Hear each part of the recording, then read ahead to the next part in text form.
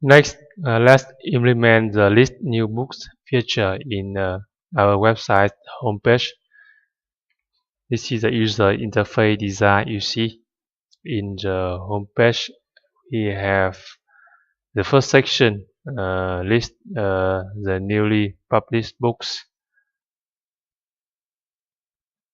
You see, there are 4 most recent published books by published date. You see here,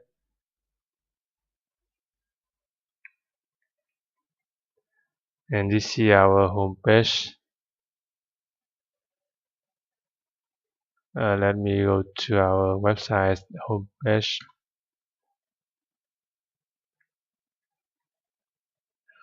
We got error because my SQL server, because the server is idle for a long time.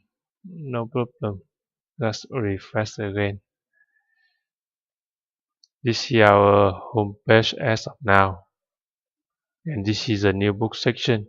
And we will write code to list the most recently published books here.